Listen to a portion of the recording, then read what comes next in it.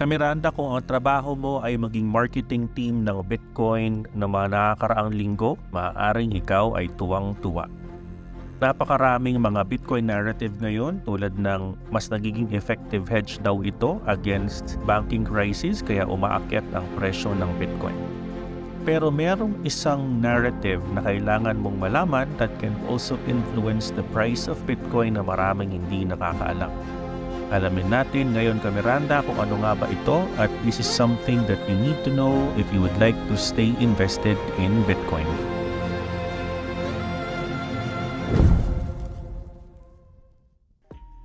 Miranda, ang confidence sa mga bangko in both US and in the Europe has been severely eroded. Ito ay nag-prompt sa mga traders at investors na maghanap ng alternative options to safeguard their funds. Si Bitcoin or BTC has emerged as a popular choice because it was originally designed to be a decentralized form of currency na hindi pwedeng i-manipulate ng any governing body. Given the recent banking crisis, naging easy to assume na ang BTC value would skyrocket. However, a closer examination Miranda of the situation will reveal na ang Bitcoin price is actually driven by liquidity or yung lack thereof. Although the idea that people are turning to BTC as a safe haven during the time of financial instability, while ito ay plausible, we need to start understanding na maaaring ang low liquidity is likely the primary reason bakit tumaas ang price ng Bitcoin. Yung mga Bitcoin maximalist should be commended by the way for this development because it marks the first time since na ginawa ang Bitcoin na kung saan ang asset ay nagkaroon ng napakalaking confidence level after a banking confidence crisis. If you remember, the last banking crisis was 2008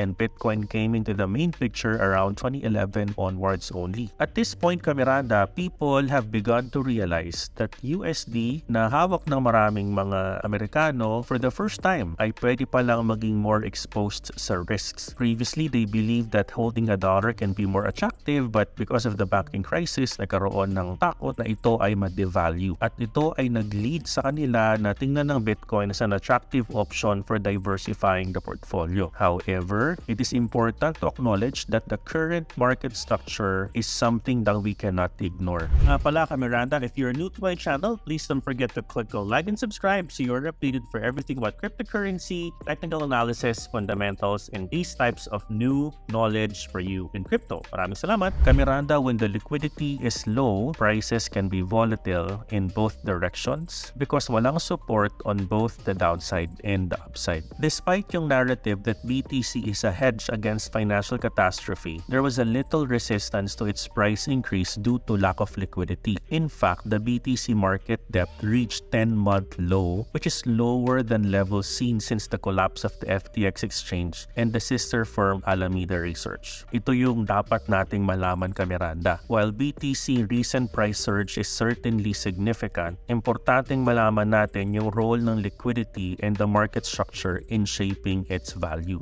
On this particular chart na nakikita natin, yung post-FTX dip is something we call yung Alameda Gap. Ito ay nagpapanukala na ang market liquidity evaporated in the absence of one of the biggest market makers. Yung liquidity gap na ito has not recovered and it continues to set new lows in the aftermath of the Silvergate and signature banking crisis that cut off market makers from the crucial USD payment rails. When the market makers face this sort of unprecedented operational challenge, ang normal reaction nila is to pull out their funds and their liquidity from order books until they receive some clarity. Miranda, ang liquidity in cryptocurrency ay nangangahulugang ease with which a digital currency or token can be converted to another digital asset or cash without impacting the price and vice versa. So definitely dapat meron kang order book for buy and sell. Another word pa rin pala of warning is yung reintroduction ng fees in the Binance BTC USDT and BTC BUSD trading pairs. Baka hindi mo pa ito alam. Mapapansin natin yung pag-drop ng liquidity on the pairs of BTC USDT at BTC BUSD in the last few days when fees were introduced. At tandaan natin, a fee means that the market makers on those pairs can no longer justify their wide spreads, yung difference in price between the bid and ask, meaning they have to offer tighter spreads which impacts their profitability. As a result, yung liquidity on the BTC USDT pair on Binance, dapat the most liquid pair in crypto, dropped 70%